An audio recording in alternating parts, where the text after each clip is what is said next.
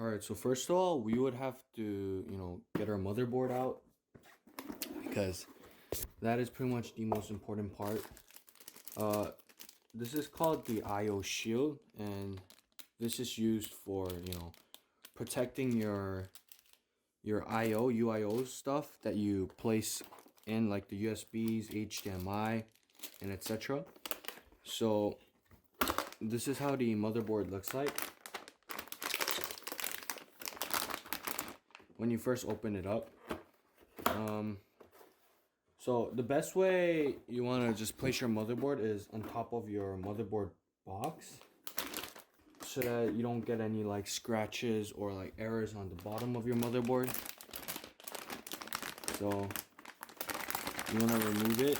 And most motherboards, so if we flip this over, they have this styrofoam light. So you want to keep that on for now. As you guys can see, this is a micro ATX, so not a full size. A full size is probably like this much bigger. So the reason why I went with this is because, we're not trying to make the best PC in the world. We're trying to make a budget one.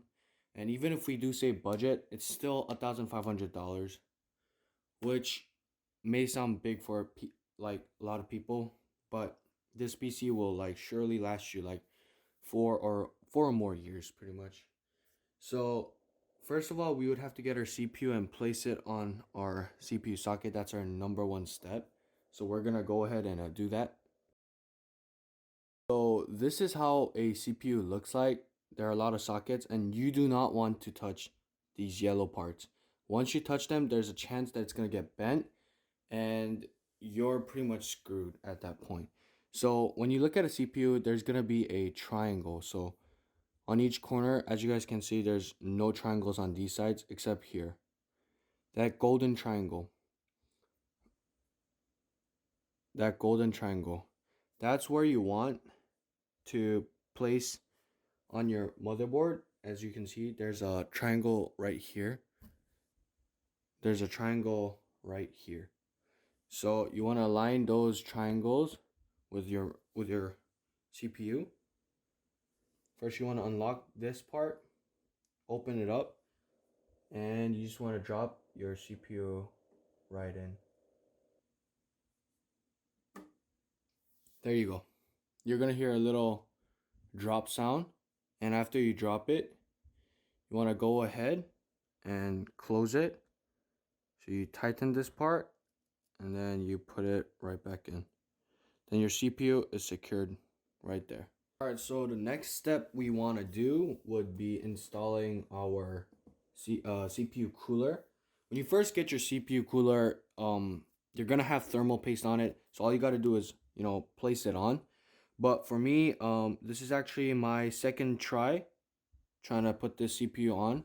So instead, I had to go ahead and buy a separate thermal compound. It might be better because, as a beginner, it's easier to just slap on the CPU and done. But since I kind of failed the first time, I also wanted to show you guys that, it's not the end of the world. You guys can still do it. Just buy a thermal compound, and you'll be good to go. I'll be putting some videos on like how to install CPU more in depth on the extra source guide, as well as, how to remove your thermal compound once you place it on and you failed the first time. So check the external sources for that on my website, as well as the description down below. So let's just go ahead and place down your CPU cooler. And before we do that, I forgot to mention, you have to remove these screws right here. So now that we have removed that, we can finally place down our CPU. So before we place down our CPU, one thing we have to know is that the CPU fan, you have to know where your CPU fan, the place where you're gonna place this part is. And if we look at mine, it's usually on the top right side. So when you do place your CPU, try to have your wire facing upwards. So don't do it like this, because it may, it may cause complications in the future. So always have your wire facing upwards. So this is what a thermal compound looks like. We're just gonna place it like most YouTubers do, a little bit more than a grain of rice. So you wanna just put it in the, you wanna place it down in the middle. So that's how much I'm gonna place mine. And then we're just gonna place our CPU right on top of it. Once you get it, you should be okay. There we go. So now we're just gonna screw our CPU on. And in the beginning, you guys are gonna hear these weird crackling noises. Don't be afraid. They're just noises that come from the plastic and screw on the CPU. And you wanna, first of all, tighten one corner, go to the next corner, the opposite side, and then tighten that so that you can have as even tighten as possible. Okay, now you're essentially done with the hardest part of making a PC, which is placing down your CPU and your CPU cooler. Other than that, it's just confusing, but it's not necessarily harder in the future. So the next step would be placing your RAM. So I got the white color T-Force Delta. This is a 3200 megahertz RAM. And when you're doing video editing, all you really need is 2600 megahertz when you're trying to do 1080p or even 4K. But we want to, since this is a pretty expensive, as well as much as it's called budget, it's also pretty expensive. So you want to have it, long lasting as possible. So I've decided to just go with a 3200, because it's gonna pretty much last long, And at the end of the day, you're probably gonna have to buy another 2600 in the future after like 2 years once it slows down a lot. So it's better to just buy a 3200 in the beginning. So when you place down your place down your RAM, you want to make sure that you place your RAM at the correct spot, because all motherboards have different spots you want to place down your RAM. So the best way to know where to place your RAM first is by going to the manual. I know a lot of people hate reading the manual, but sometimes when you want to know these stuff, you need to look at the manual, because not all motherboards are built the same. So page 4 and 5, that's where the RAM is at. Alright, so in case of this motherboard B550, where you have to place your RAM is on the second slot right here and the fourth slot. And this goes for a lot of other motherboards, but if you guys got another motherboard than this, always make sure, check first, because I might be wrong. But in general, most motherboards support the second and fourth. So when you place on your motherboard, you really want to see which one has the short side. This part's shorter than this part. And as you guys can see in the RAM, we would have to place it in like this, because this area is much shorter than this area. So you want to unlock here, right on the pin. You just want to press that down. When you push down the RAM, you might be scared at first, because it does require like little bit amount of strength. But don't worry, your motherboard is a very strong component. So right there, you heard the click, right?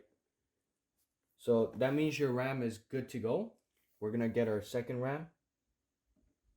Bottom first, align, and then push in towards the top. There we go.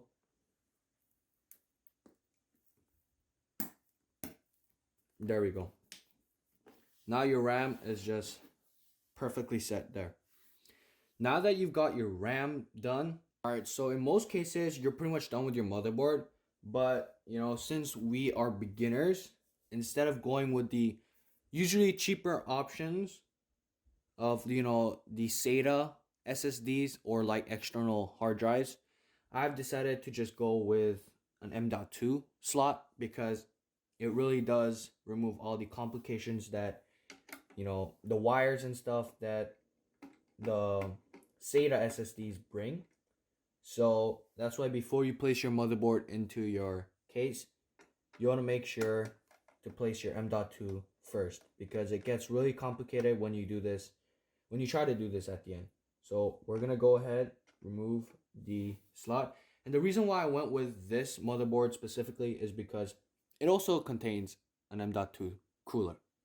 I've went with the 500 gigabytes because, you know, when you download Premiere Pro, Photoshop, etc., it does require a lot of storage. So we're just gonna go ahead, place our SSD down right here. Okay, there we go. You just want to gently push it in, not too strong, but gently. Okay, so after you've done that, this is where you remove the heat sink or the heat pipe or heat protector, whatever you want to call it. And then you just want to place this, gently over the storage device.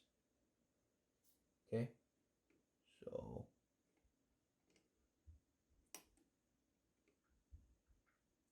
and you don't have to worry too much about the thermal compound on this one as the CPU, because as I said, it really doesn't matter if you have it or not. It's just there to have, like, I guess, extra layer of protection that is really not needed all the time. Okay. Alright guys, so as you guys can see, I kind of failed. I did it the other way, so it's still okay. Don't worry about it. This is the correct way it was supposed to be. Yep, right here. There we go. That's why it didn't fit perfectly in the beginning, but it's okay. This is also a very simple step. You guys don't have to tighten it too firmly. You just have to just tighten it so that it stays there. And before we place it onto our case, our last final step is just make sure you twirl this once and then place it on to the CPU cooler. And place it to the CPU fan 1. It will say it on your motherboard here. If you look at it closely enough, it says CPU fan 1 right here. So you just want to just place it there. And in terms of placing, there are usually like little black hooks like this one. So make sure you just place it on. It's like Lego pretty much. So you just want to align it and then push it down. That's it. And we're done. We're finally done with the motherboard part. So now that we're done with that, let's go ahead and go to the case.